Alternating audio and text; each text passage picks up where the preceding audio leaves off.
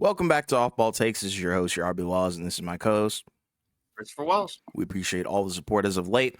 We have a very interesting episode planned for today, in which we'll be, pretty much talking about the big time injuries that have occurred around the league in the past week or so, and then also making our predictions for, who's going to take home the season awards. And before we get started, please don't forget to like and subscribe, and follow us on Instagram and TikTok at the OBT Podcast for more content and updates.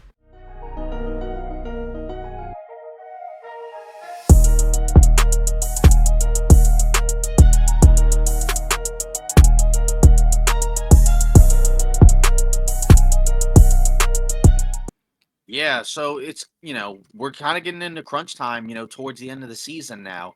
And unfortunately, we're starting to get to a point now where the injuries are starting to kind of, pile up for some teams. Obviously, there's some teams that have already had a lot of injury issues. But for some, it just, it's starting to get a little bit worse.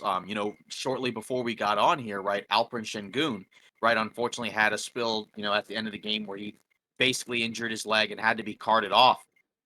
I'm in a wheelchair, so we don't know, you know, the results of what that injury will be until they get an MRI taken on him. But that's probably a really bad one. And considering Houston's season, considering where they are in terms of the standings, where they have five more losses than Golden State, with basically less than 20 games to go. Their season's probably done. I mean, regardless, like they wouldn't, rush him anyways, especially if it's that bad of an injury. But hopefully it's not as bad as it looked, right? Because obviously the danger is that if it's a really serious injury, that's the type of injury where at the end of the year that could be brutal because that could mean if it's like a torn ACL or some other fracture or broken leg injury or something like that, he could also be out for most of next year as well, because those type of injuries take a long time to recover. Yeah. And like you said, I think their number one concern is, is this injury going to creep into next season? And if it does, they might be in a little bit of trouble because he's by far their best player. And he's definitely, the pride and joy of the Houston Rockets franchise at the moment because he's really, really good. And I think he doesn't really have a ceiling. I think it's pretty much unlimited in terms of what he can do offensively. I've heard people talk about him as if like he's the next coming of Pau Gasol, and I'm like I think he could be better. But regardless, you always hate to see injuries like this, and it definitely looks serious. And like you said, with the wheelchair, prayers out to that, and we're hoping that it's not anything that'll creep into next season. Right. And then also obviously the other issue there is they don't have their own pick. And they're probably going to miss the playoffs and Oklahoma City's going to get that pick, so that makes, the next step a little bit tougher for Houston, right? Cuz that means that they're probably going to have to find a way to maybe upgrade the roster through trade, right? Cuz they already used the cap and won't really have any more for the most part going into the offseason unless they move a couple of guys. So, Right. we'll see. But yeah, that's a tough one. You know, moving on, to other, teams around the conference, right? So say for Golden State, we move a spot up, right? So Steph at the end of that Chicago game, right, that we were talking about in our previous episode, um, he hurt his ankle, his leg.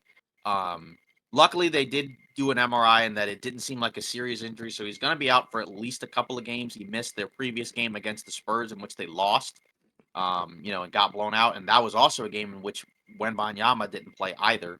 Um, so that obviously, is something that's going to make their final push, for, whatever they want to be in the standings. That makes it more difficult, right? Because now they're a full game behind LA. Obviously, LA has a more difficult schedule, but the more that you fall behind, right, the harder it becomes to make that gap up. Obviously, they will play each other a few more times. They also play Dallas a few more times, but obviously, in order to put themselves in the best position to win, they need Steph to come back, relatively soon. So thankfully, it wasn't a super serious injury, but obviously, it's not a great time right now to have an injury, especially because they right before that they had just basically gotten everybody back, right? A bunch of guys that had been out for stretches, had finally come back, Yeah. right? Like say like a Chris Paul had recently come back, and others, right? So they'd basically had like a healthy team. Wiggins had come back from his absence, so we'll see where that goes. But obviously, it makes this next road tough because again, you got to be healthy, and the last thing you want is an injury to your best player. Yeah, for sure. Like an injury to Curry is definitely like their worst nightmare for sure. And like you said, in the standings, they're still 10th. I think, they have a little bit of leeway because they're a little Right. bit further ahead, than Houston. I don't think we'll be talking about, they're No, eliminated from the play-in or they drop out of the play-in or anything like that. and they have an easy schedule, but they do Exactly. have to win those games, and losing to the Exactly. Spurs. Yeah. But we're not, I don't think we're in the danger zone of being eliminated from the play-in, but we are in the danger zone, I think, of getting eliminated in the play-in where it's like, say Steph comes back and he's a little bit rusty or something like that, that's not going to go over well in the play-in. But I don't think that's probably worst case scenario. I think he's going to bounce back because we know the kind of guy that he is. He's kind of always had career ankle issues.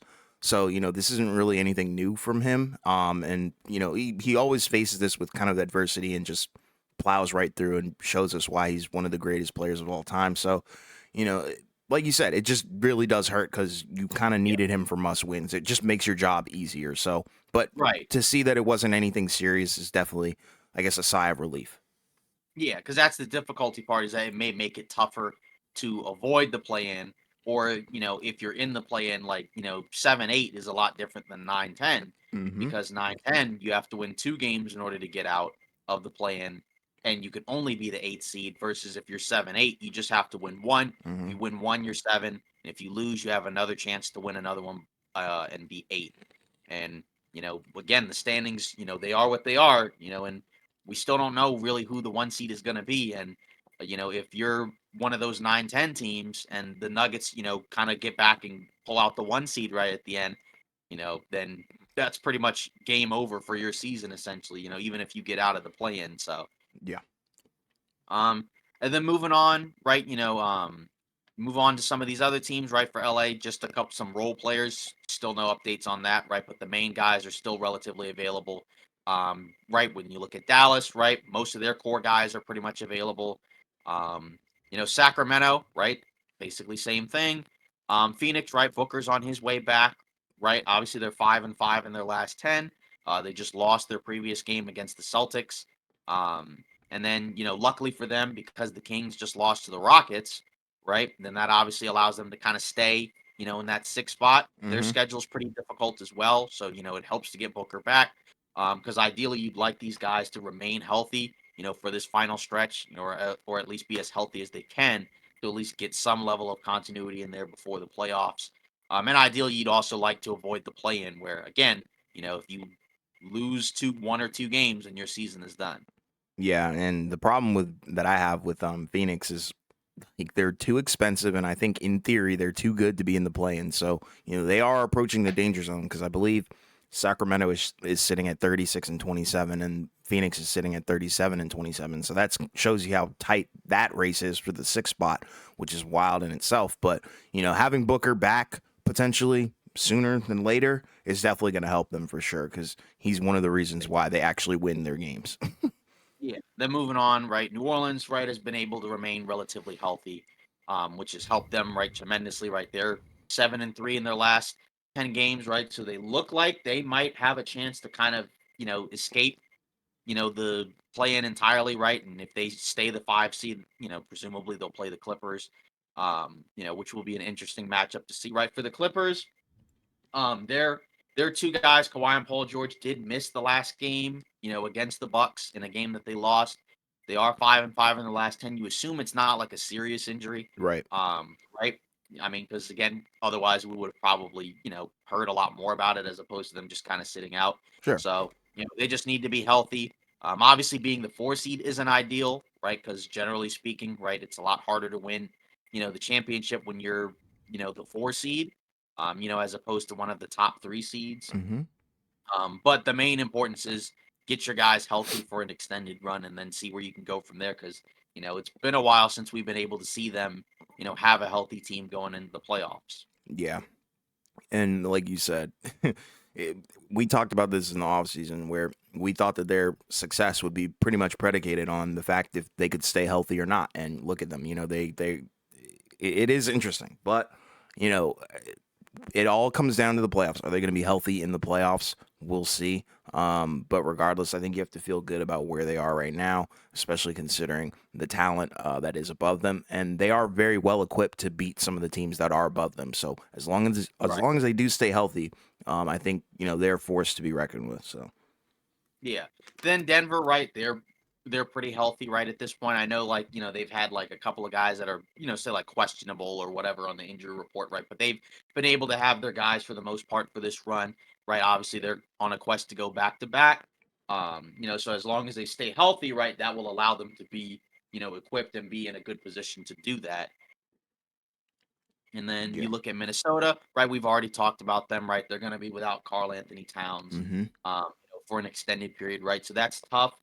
We'll see if they'll be able to, kind of continue to win some of these games, right? Obviously, they beat the Pacers, and then they lost to the Cavs, right, in OT, right? The Cavs were also shorthanded. Um, so obviously, we already know their offense has kind of been their Achilles heel, even though they have been a top 3 seed. Their weakness Mm-hmm. is their offense. And with Towns, that makes the offense a little harder to come by, right? Because he's one of their best offensive players. In addition to Edwards. So, we'll see where they go from there. But, they need him back if they want to be able to make a deep run. And obviously, we probably won't see him back until like either close to the end of the regular season or sometime during the playoffs. Yeah, and we talked about on the last episode, I think, where, when if Towns, doesn't come back until later on, this is Anthony Edwards' time to shine. But regardless, that Towns injury does hurt them a lot, like more than people realize, I think, because Towns is in that caliber of players where he can make a difference, in a series, especially if you're going up against a bigger team or even like a smaller team. Like, I feel like he's probably their X factor because if he shows up, like they're probably going to win that series. But now it just makes it 10 times harder, and it really sucks. Right. Yeah, exactly. So hopefully he can come back sooner Yeah. rather than later to help out Minnesota. So then you look at Oklahoma City, right? They've been relatively healthy. I know Jalen Williams, I think he hurt his ankle in this game against Memphis. I mean, they were up by a decent amount, so like there was no real need in like Hmm. rushing him back. It wasn't like they needed him to come back. So Right. assuming that's not like a major injury or anything, right? They should still be in a good spot to be healthy. Yes, sir. For them, obviously the main thing for them is, where do they finish, right? Because obviously, if they finish, as a 1 seed versus like a 3 seed, right, that could change who they play. And then some matchups we know for them are less ideal than others. Absolutely. But obviously the main thing is health, right? Especially for Chet Holmgren, right? A guy like that, right, who didn't play at all last year, and this year has basically played not basically has played every game. Yeah. Oklahoma City as a whole, their other core guys have all been pretty healthy as Hmm. well. So that's good to see for a young team, and that helps them.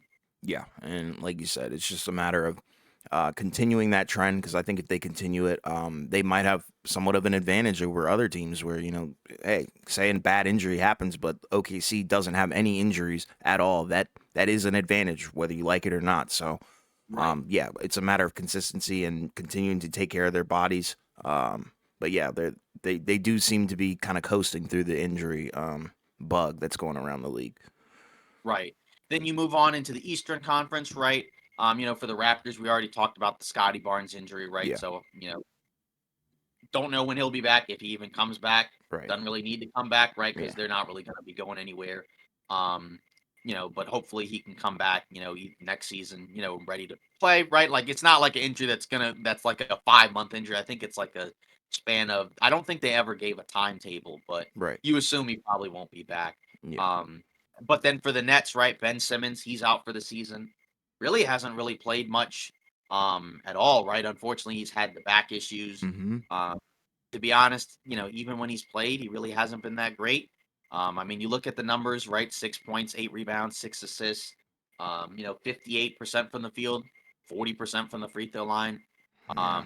Just not good enough, right? And that's the tough part if you're Brooklyn, right? Where you traded for Simmons when they moved on from Harden, right? Hoping to get, like close to a star caliber player back. Mm-hmm. And then, you look at what he's been in Brooklyn, and he, obviously when they first traded for him, he didn't play at all, right? Then he played, a little bit last year. I think he played like 40 something games, Yeah. but looked like a shell of himself, and then that's pretty much continued, right? I know.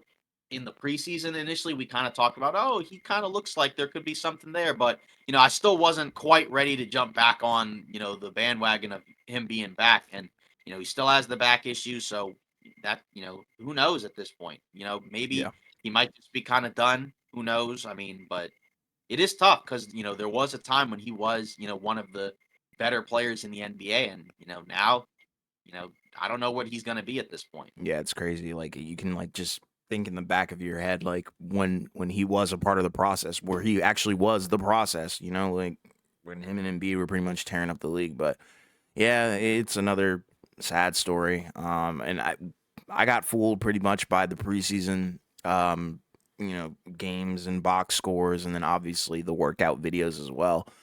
So I hope, I really do hope that next season, he comes out and shows us, that he's still got something left in the tank. But like you said, just to continuously have a back issue over and over and over every year, and then it pretty much ends your season after riding the bench. It's not a good look, but I do hope that he does turn the corner and get better. Right. And then, moving on to the Hawks, right? Obviously we already know Trey Young's been out, right? Okongwu's been out.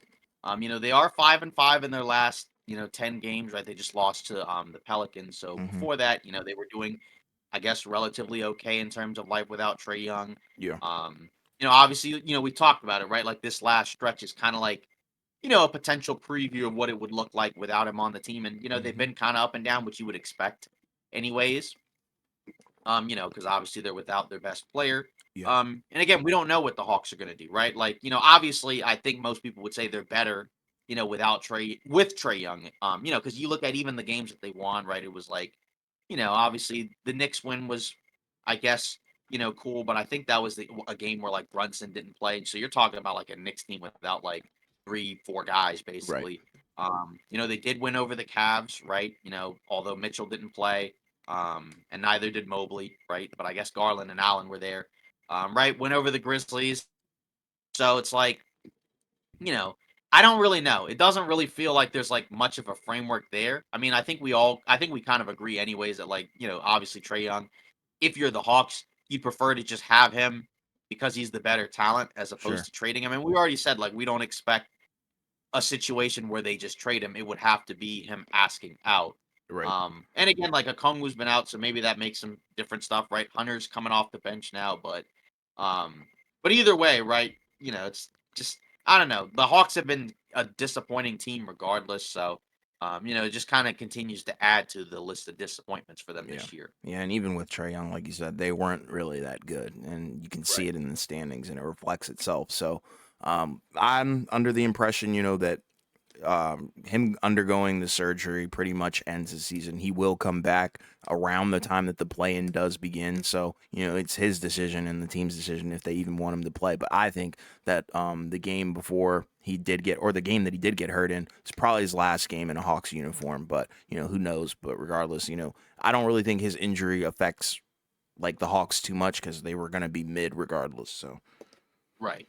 Then moving on to the Bulls, right? We already know they've been without Levine, and Patrick Williams for a while. They're 5-5 in the last 10. They were 6-4, hmm, and then they lost to the Clippers, right? So they've honestly been relatively solid since that horrible start earlier in the year, right? They're only 2 games below 500. I know we talked a lot of smack about them, earlier in the year, but they have been more of a respectable team as of late. hmm, So they're looks like they're going to be headed for the play-in as probably the 9 seed.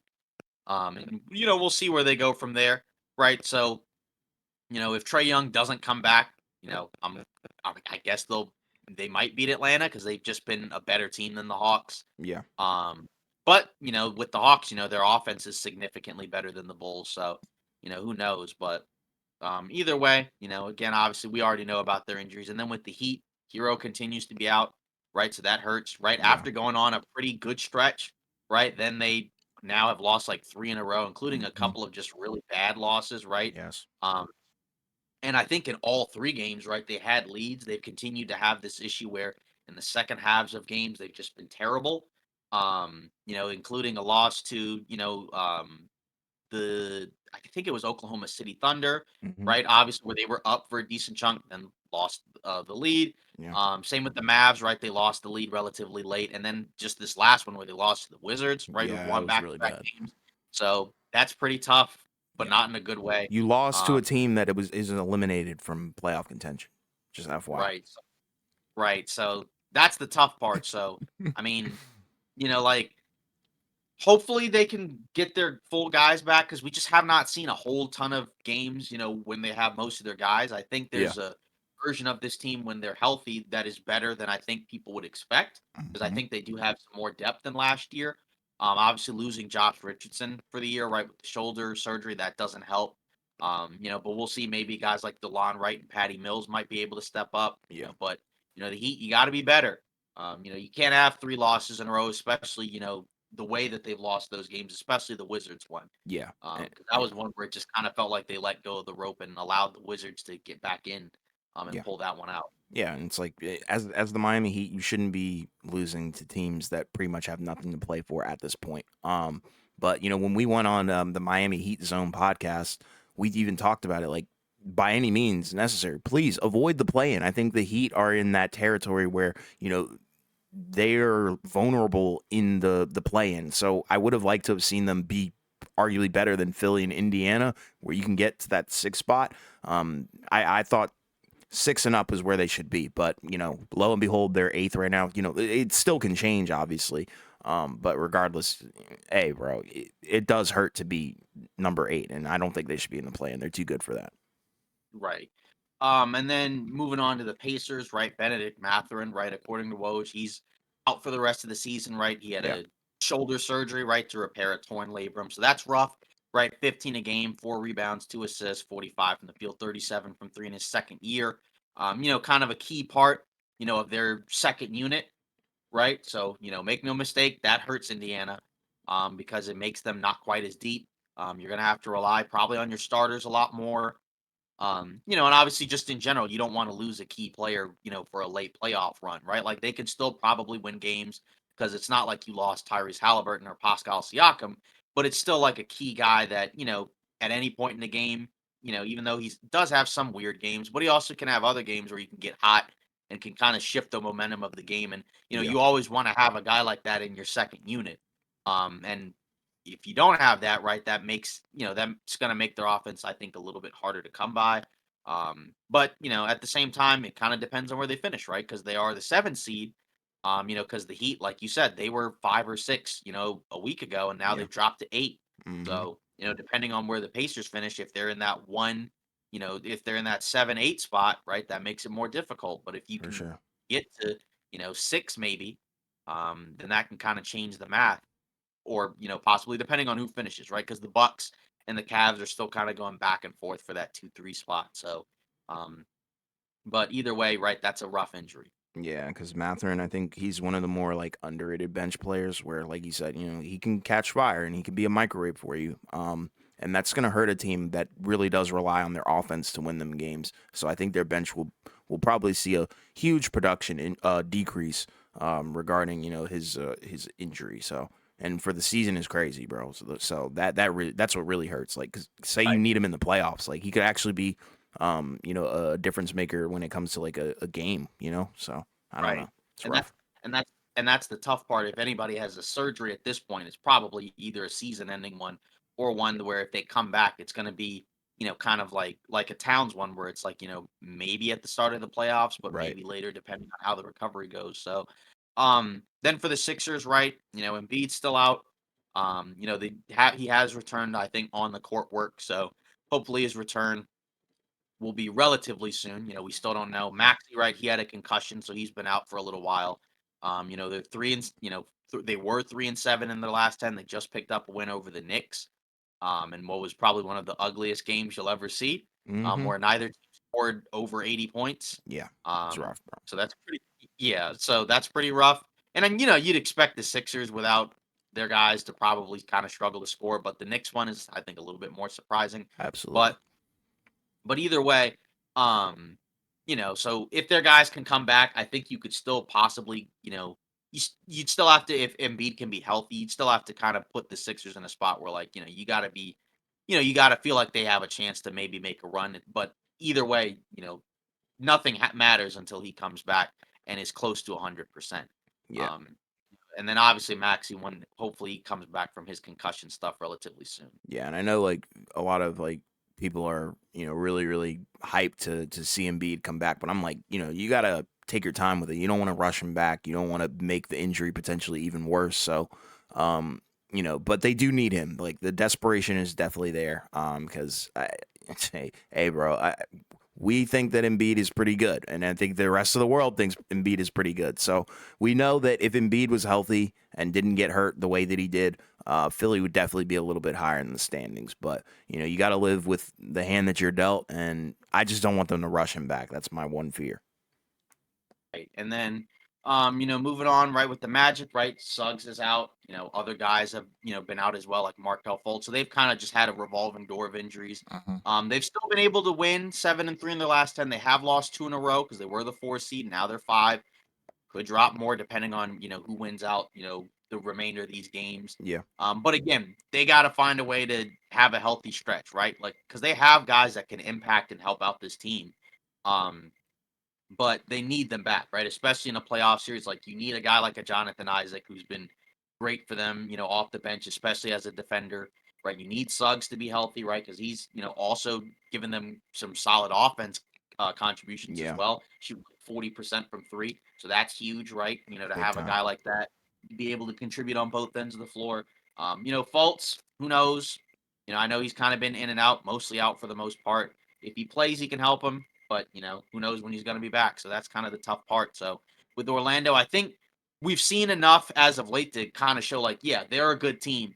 For It sure. would just if they can get a chance to get their guys back, that can obviously kind of be the X factor for what happens potentially in a playoff series. In addition, obviously, to who they play. Yeah, exactly. And I think a lot of their success has been due to the fact that Paolo has been, one of the more underrated guys where, he's been balling very quietly and he's been letting his game do a lot of his talking.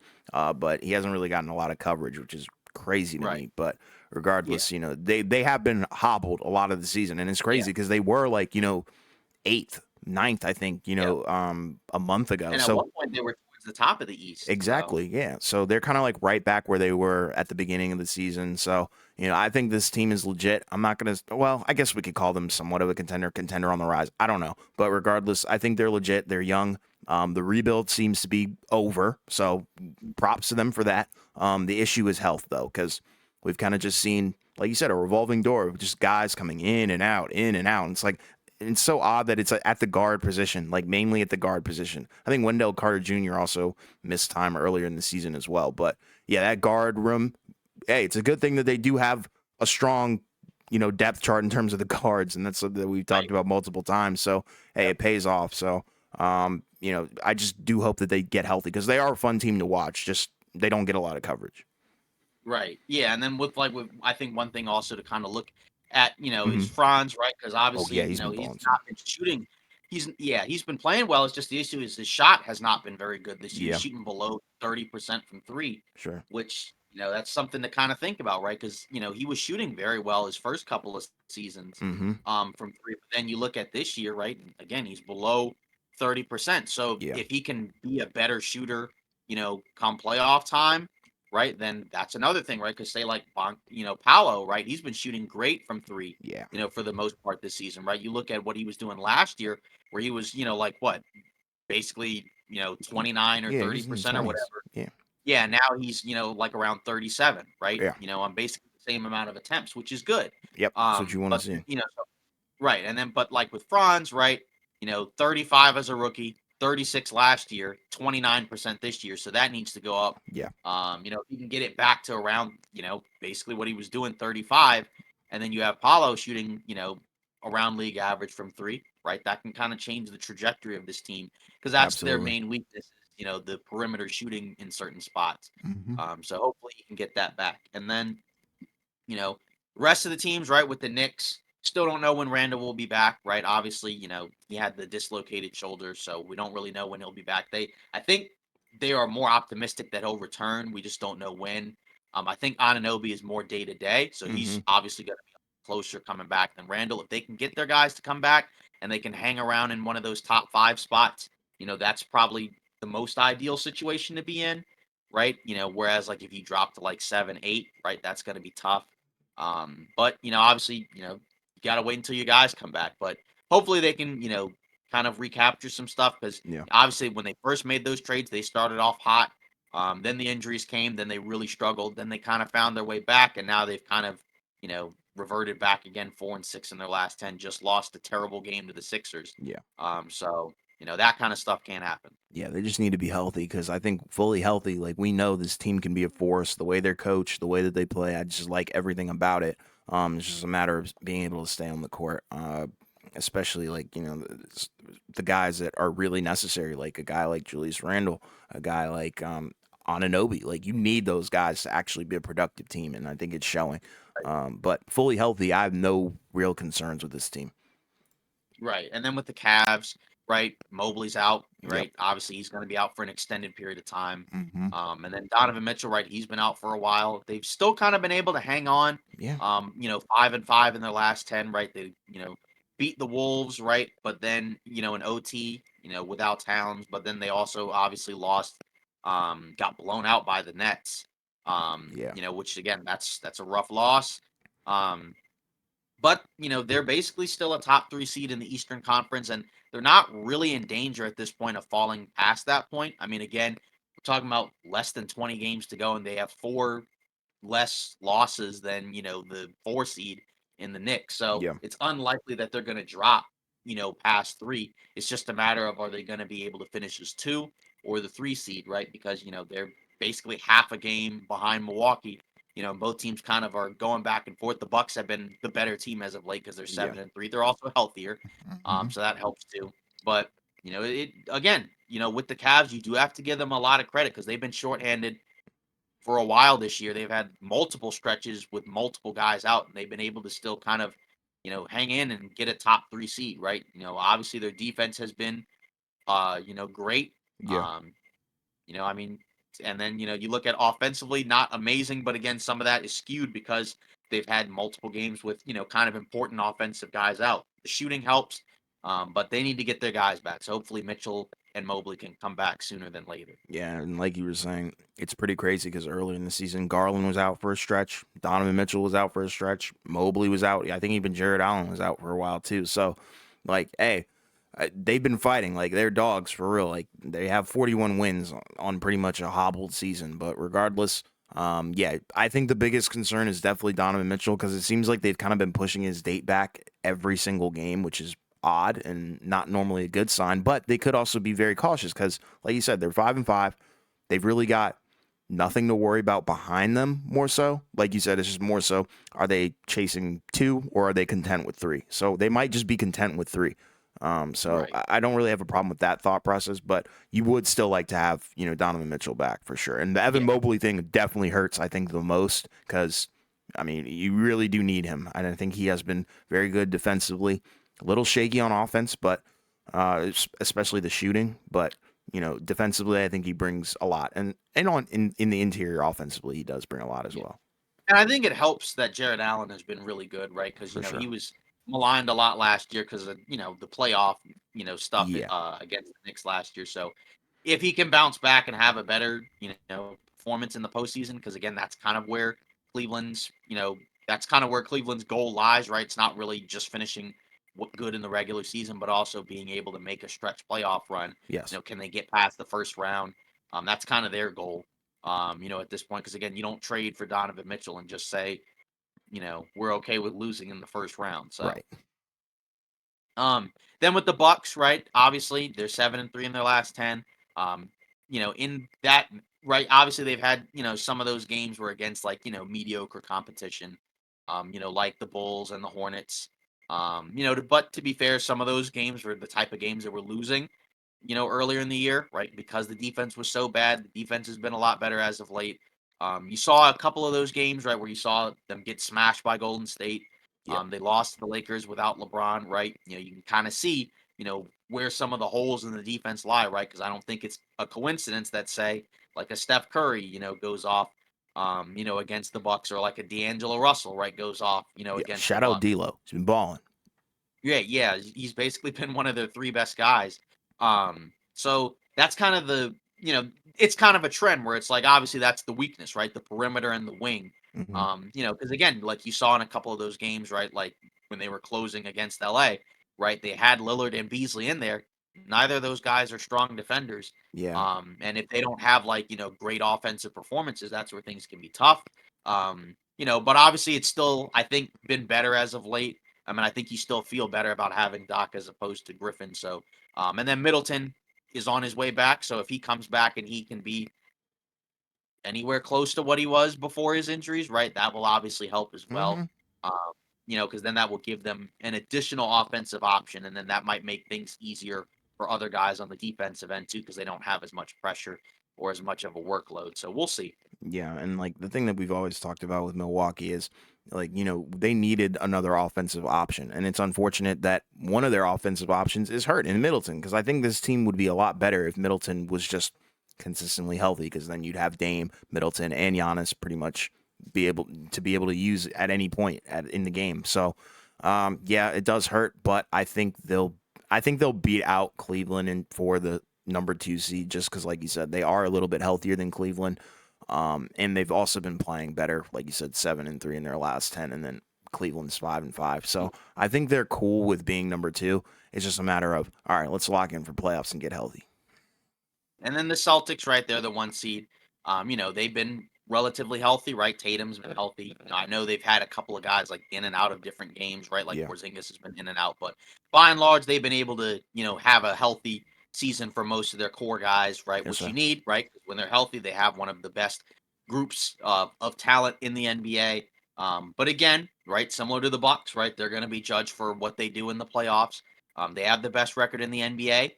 They're 8-2 in their last 10, right? And in those two losses, right, one of them was against the Cavs where they blew a 20-point lead in the fourth quarter, and then the other one came against the Nuggets, which could be a potential finals matchup. So obviously it still feels like they're the cream of the crop in the East. I don't think you can count out Milwaukee necessarily because they do have Giannis, combined with Lillard. But the Celtics still have been, essentially for most of the year, the best team in the NBA. But I'd still probably put my money on the Nuggets, but either way, the main thing for them obviously continue to stay healthy because again we know there are a couple of guys on the team like a Porzingis where he's an X factor where he needs to be healthy. He is a guy that has had a lot of injuries in his career.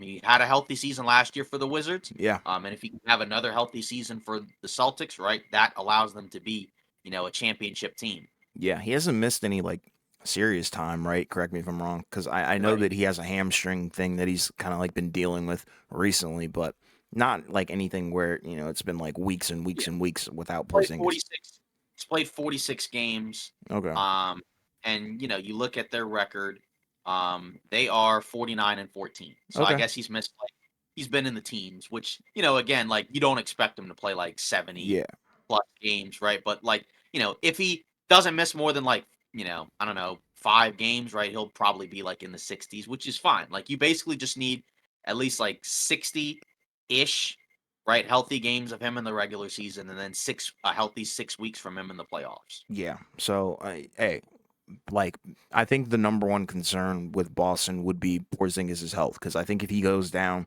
the team is significantly worse in terms of who they can Yeah, guard, what they can cover, and also like you're saying, an X factor. Because when your X factor goes down, it's never a good sign. But I think he'll be healthy, like you said, yeah, relatively healthy this season. So I don't think there shouldn't be anything that kind of like shows us signs that he's going to get hurt in the playoffs.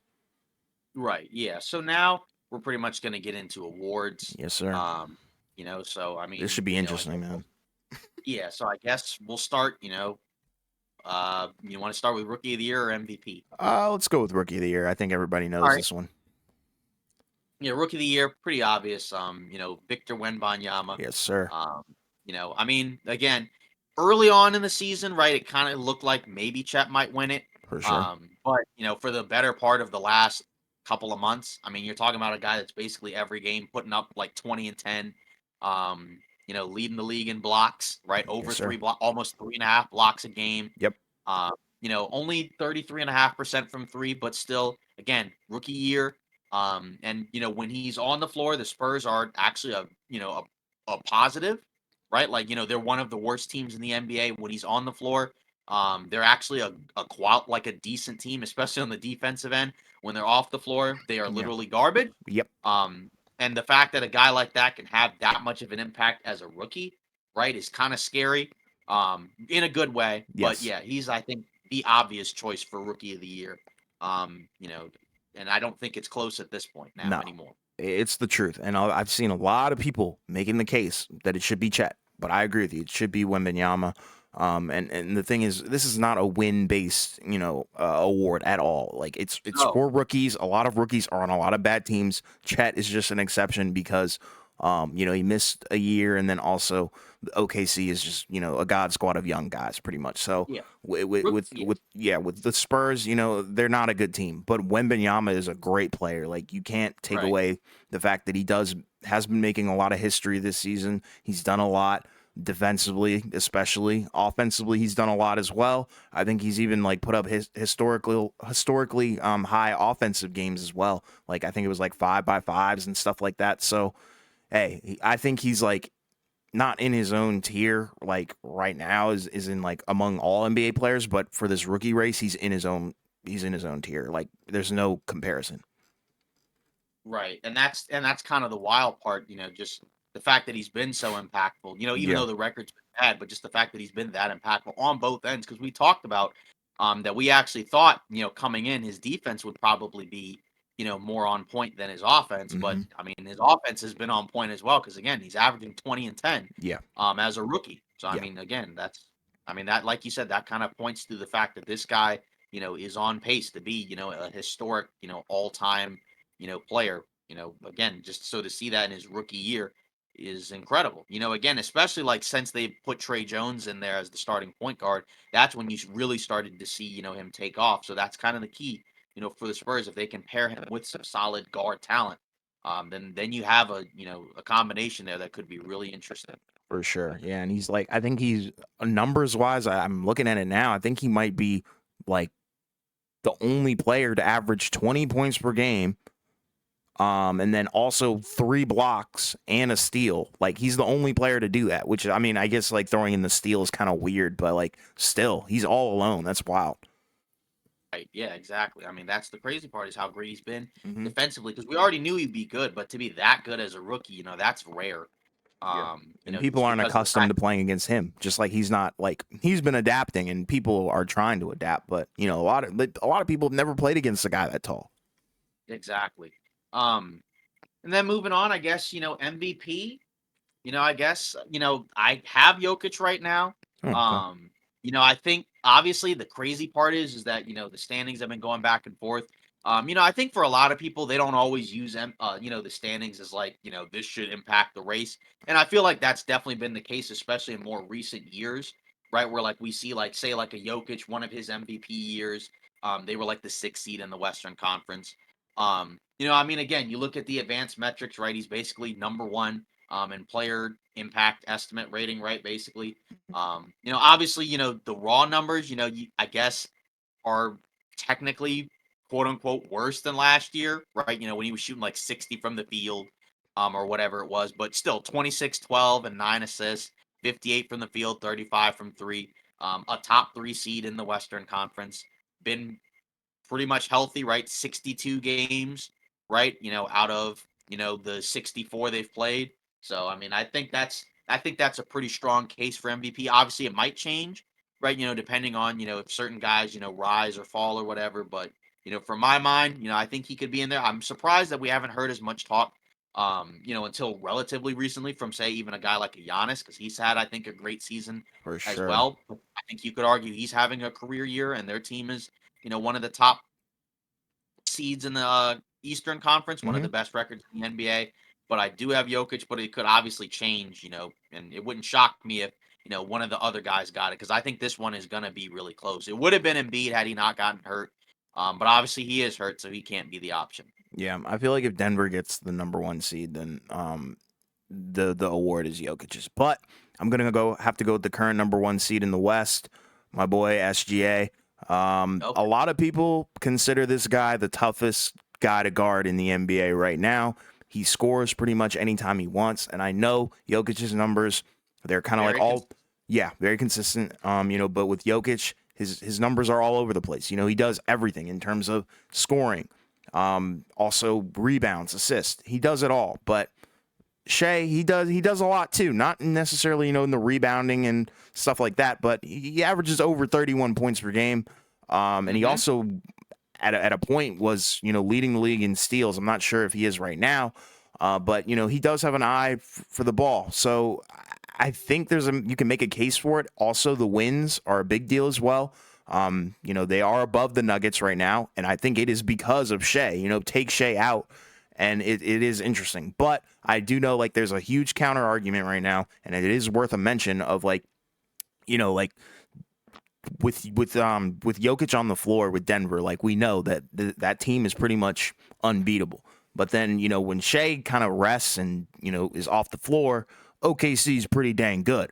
So I know that's like hard to like comprehend sometimes, and why you would even choose a player that can, you know, It's because they have more depth, I think. I think it's exactly. 'cause they have- Yes, that's the thing. Like, I would say, like, standings wise, clearly OKC is better than Denver, but I think in reality, Denver is probably the better team. So that's kind of just how I feel about it. And like you said, depth. So, but I'm gonna go with my boy SG. I think he deserves it. Yeah. He's been balling, and he's just that guy. I think he's just cold, and he does everything. And I think that's the cool part, is that I think you can make a very legitimate case, you know, for any of those top guys. Yeah. You know, because it's not, because like, let's say if Shea wins, I'm not going to be like, oh, Jokic got robbed. Like, I Right. mean, Shea's had a great season that is worthy of an MVP, you know, Yeah. winning season. And I think that's the cool part about, you know, this final stretch, or just this season as a whole, is that there's a lot of guys that I think could win those different awards. And I think any one of them, you know, can win it, and like people wouldn't be quote unquote disappointed. You know what I mean? Like, Yes. because we've had years 100%. in the past where guys have won MVPs, and like a bunch of people are up in arms saying like, no way this guy should have won MVP. I think that would be. I think it's going to be a harder case to make for this year, because there's so many, I think, really good options. Because like you said, you know, for Shea, right? OKC is now a 1 seed, right? Where they weren't a playoff team last year. Right. So, you know, obviously a rise like that, part of that is because he's playing at an MVP level, and having a great season. And I think he still is leading the league in steals. His Okay. steals have gone down, Yeah. but it's still, like, relative to the rest of the league, it's still higher. It still leads the league at a Right. little over 2 a game. So, I mean, and again, like you said, then you add in the 30 points. Very consistent. It's very rare to see him have like just like a bad game. Yeah. I mean, obviously, if it's like a game where it's like a blowout, right? He Right. may not get to 30. You know, if they, you know, have like a 20 something point lead through like 3 Mm-hmm. quarters. Um, you know, like he's had like, I can only think of a handful of games, you know, as of late, where it's like, oh wow, he didn't actually really play that Yeah. great. And I think only handful of games over the course of the season. Like, I Yeah. know against, like, I think when I saw him against the Lakers, he didn't play that great. But then you've seen other games where he has like a 30 plus point game, you know, through 3 quarters or something crazy like that. So I think, again, and we've also made the case for other guys. Giannis, I think Luca's case is tougher. Yeah. You know, They're even though the honorable stats, mentions at this point, I think. right. And I think, you know, there's a lot of people who would generally say that like where you are in the standing shouldn't necessarily impact whether or not you're eligible for award. And I think that's kind of accurate, to be Mm-hmm. fair, right? Because again, like, you know, in the past, people would say like the best player on the best team, but then sometimes you run into a scenario where like you're a 1 seed, but then like there's not really anybody that's putting up crazy stats. Right. Like, say, you know, like say the year Steph won in 2015, Mm-hmm. they were the best team, but like let's say it wasn't Golden State and it was like Atlanta, right? Because Right. Atlanta was pretty close because they won like 60 games, but like nobody on that Atlanta team would have won MVP at Yeah. all. We're not Because going to give it to Jeff Teague. right, which again, shout out Jeff Teague, but Yeah. like just in general, you know, that's the tough part, right? Or like you said, I remember when Ben Simmons, right, he won Rookie of the Year, and I think people were making case for some other guys It was because Donovan Mitchell, I think. it was Donovan Mitchell, Yeah. because his Who team was should a have won it? playoff, yeah, because his team was a playoff team, but Ben Simmons had a great rookie season, and so it's like in general, why would it matter if, you know, if his team is not in the playoffs versus his other team is, Right. um, or just if the record is worse. And then I think the weirdo case was the one, I think, when they were like, well, he's not really a rookie, and I'm like, come on, like Yeah. that's not even an honest argument. Like, Yeah. That was Blake stupid. Griffin, I think, won Rookie of the Year, and he missed his technical rookie season Yes. because he had, you know, the knee injury. And then if Chet won it this year, it'd be the same thing. So, Right. And And like, then moving on. well, one Oh, more go on. thing, because I was just gonna say, like, with the with the MVP, the problem is it's so like subjective, like, because it all depends on what you consider valuable. Like, a lot of people Right. would say, okay, yeah, Jokic is valuable because when he's not on the floor, his team is pretty Right. bad.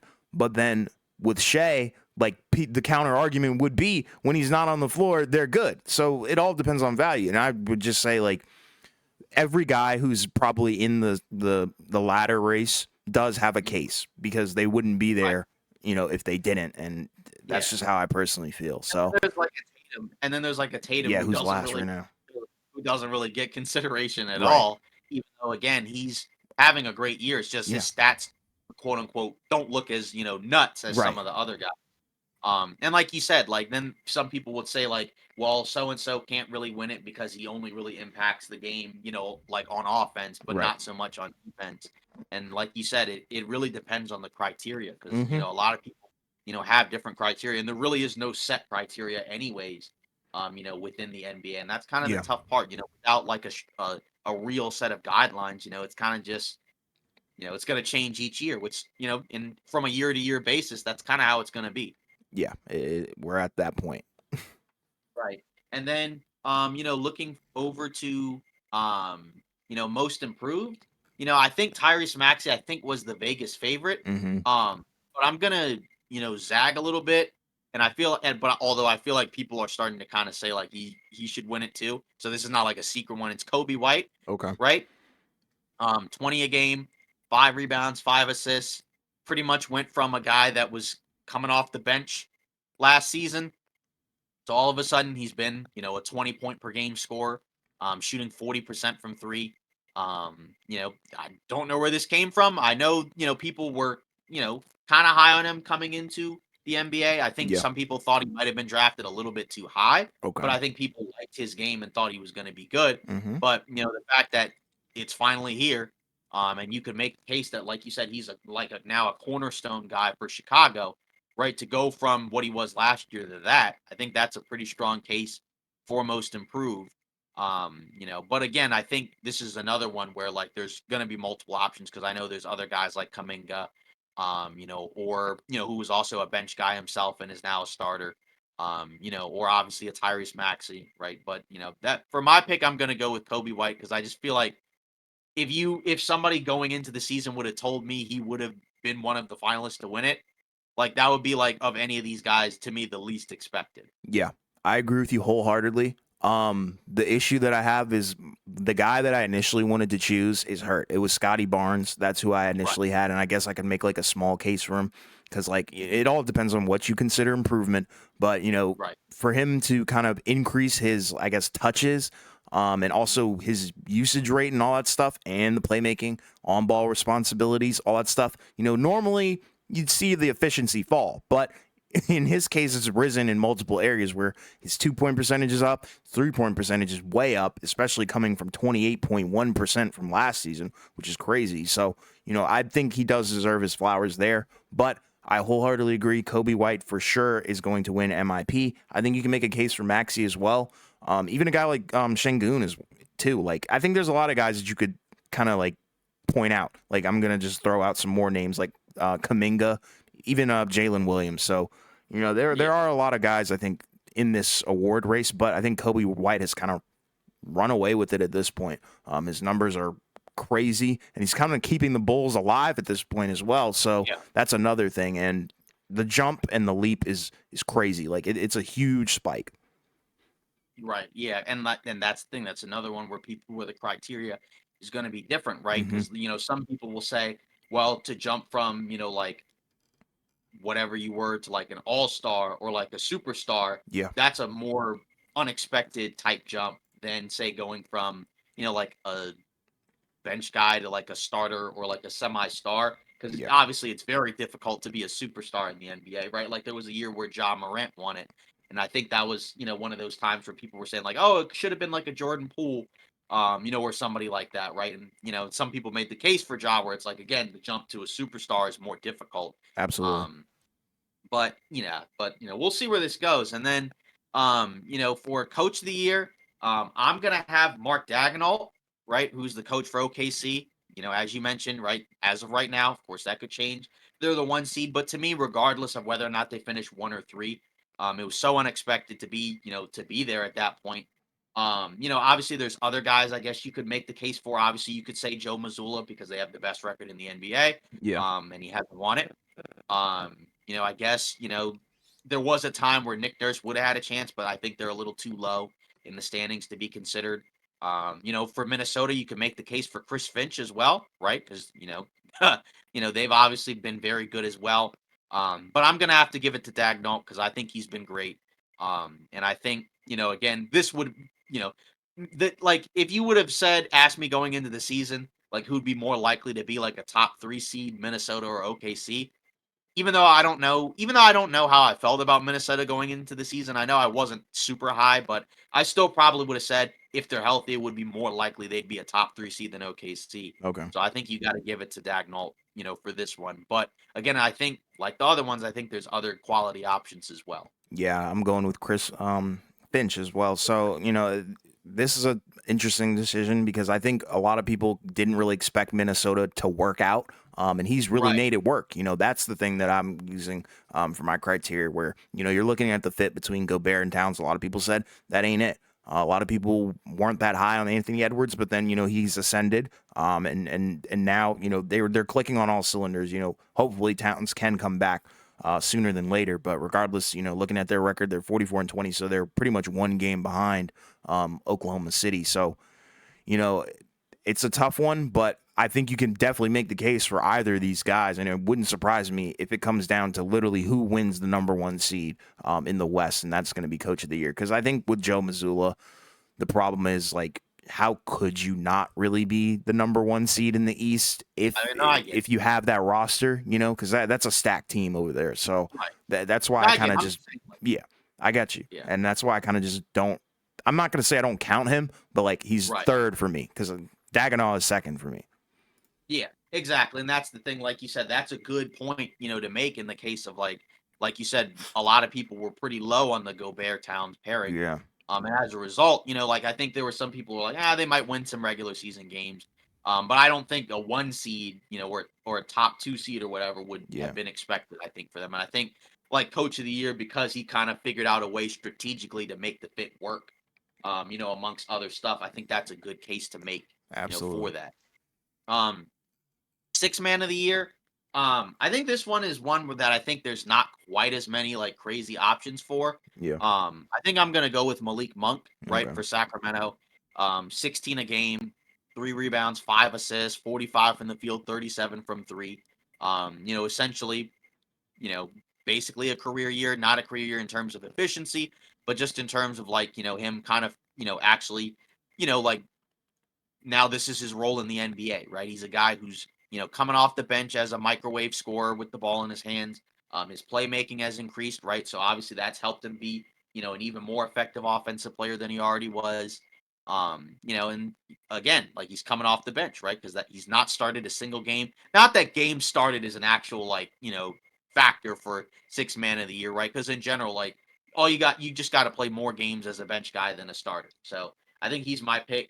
And I think this one is a little bit tougher to have a ton of different options, Yeah. but I know that there's, other, potential solid ones there, as well. Obviously some people I mean, like Clay, he's not played enough off the bench, I think, to be eligible for that, right? Because Yeah. that was a change that came like relatively late. Um, so he's not necessarily going to be an option there. But I think just in general, right? Like I think, this is a good one. Yeah, I think you could look at like guys like Tim Hardaway Jr., Nas Reed. I think those would be qualified candidates. As also Norman Powell as well. I think he's a good Yeah, honorable that's mention. But another good one. yeah, I'm gonna go with Malik Monk as well. I think no reserve averages more fourth quarter points or minutes Yep. than Malik Monk. So he's practically a six starter. So that is what six man of the year is. And I think that's kind of self-explanatory. His numbers are really, really good. And I think like looking around, I guess a couple of them, like the other guys, can measure up in terms of the numbers that he's putting up. But I think it's just the situations that Monk is in. He closes a lot of games for Sacramento, and that I think speaks volumes. Yeah, exactly. And I mean, again, that's the key. Yeah. So um Then, I mean, just spoiler alert, executive of the year, just a quick one. Just Brad Stevens, I think we're gonna Yeah. have, because they have the best record. Yep. Obviously they made some great moves. Yep. There's other guys, there's other teams that could, I guess potentially be in on this as well. Yeah, like Maybe, but Leon Rose from the Knicks. yeah, exactly. Leon Rose for the Knicks. Obviously, Bucks as well if you want, but I think Brad Stevens, I think that's the one. Hmm. Considering that, they have the best record in the NBA. Agreed. So we'll continue to see where it goes. And then clutch player of the year. This is a weird one. Again, there's a lot of options, right? There's a lot of guys, that have had solid fourth quarters. Um, you know, it's kind of tough because it's like I feel like there's two guys that I personally think like it's gonna be between. I think it's gonna be between DeRozan and Steph because I think with DeRozan, he's been kind of under the radar as like a late game Yeah. guy, right? 20 and 14 in crunch time. Yeah. 4 points, averaging like 4 points in crunch time moments, right? Which is like the last 5 minutes of a game. Hmm. 50 from the field, 50 from three, very low attempts though. So, Yeah. 89 from the free throw line. Plus 2.1 plus minus. It's really hard, because again, I think it's Steph, he has the most clutch points. Obviously. I mean, he's also, I think, played the most clutch, games, Right. right? So, I'm gonna lean towards Steph on this one. Just because of that. But at the same time, I think DeRozan is the other great option as well. And those are probably, my only two main guys. But Yeah. like I said, I'm gonna lean towards Steph just because he's leading it in clutch points. And just also, and funny enough, that was my pick going into the season. The reasoning was different, Yeah. but I it seems like he's gonna be the odds-on favorite to win it. Yeah. And so that's also my pick. Yeah, a lot of people talked about Jokic. I know that's a good pick as well. I've heard some people talking about Lillard, but I think DeMar DeRozan is the guy that's going to take home this award. That was the guy that I have picked. A lot of Oh, people have ignored the plus, minus, especially right. in clutch minutes, and that's kind of why I picked DeRozan because the Bulls Yeah. are plus 52. In Yes. his 128 clutch minutes, which is wild. And like you were saying, Curry has more clutch points than DeRozan, but I think DeRozan was a little bit more effective in the clutch than Curry. Yeah. But Get more regardless, wins. A exactly, higher win. which is odd enough because I think the Bulls are a little bit worse than the Warriors. But regardless, there is a contrast, and I think that kind of shows us like. There's a multitude of ways to get it done in the clutch, and these guys are very good at what they do. It's just a matter of who's going to win it. I think Curry could possibly take it home just because of his name, and it would sell more, and it would look probably a little bit And more he's the appealing. Vegas Yeah, favorite, and so it's Vegas too. So you always got to count in on Vegas. But I think DeMar, like, I don't know. I just feel better about DeMar taking that award home. So right. And it's also like one where it's like the reason why the Bulls record is actually not as bad as it was earlier in the year is because of what DeRozan, has been able to yeah, do late in games, versus like, obviously with Steph, I guess they've been in so many crunch time games that if he didn't do what he did in crunch time, they'd probably be hmm, not a 10 seed. So I guess that's the other factor as well. yeah, So I think those are probably the two main guys. yep, I'd be curious to see like, once they actually hand out the awards, like who the finalists for each one is, because they usually show like the top three. yes, sir. And I would be very surprised if like somebody other than one of those two guys wins it. Because Yeah, I don't think Jokic is gonna win it because Denver hasn't been, I don't think, in like quite as many crunch time yeah, games, I agreed. think. So I think that's going to probably be the other factor that, right? Because usually their games are kind of closer to over, or like, you know what I mean? Like, Yeah, so I get you. that's what. Last but not least, defensive player of the year. Kind of a weird order to go in, but that's the order we went in. Yeah, And I'm gonna go with Rudy Gobert. I think that's the one that he's the odds-on favorite, but again, you look at Minnesota, number one in defensive rating by a pretty significant margin. He's been healthy. He's been impactful on both ends of the floor as well, right? I mean, offensively, he's honestly been relatively solid, but this is a defensive-minded hmm, award. And obviously, again, simple argument: Minnesota is the number one defense. He's been a great defender for Minnesota. 2 blocks a game. I mean, half a steal, yeah, 13 rebounds, right? So obviously that's great.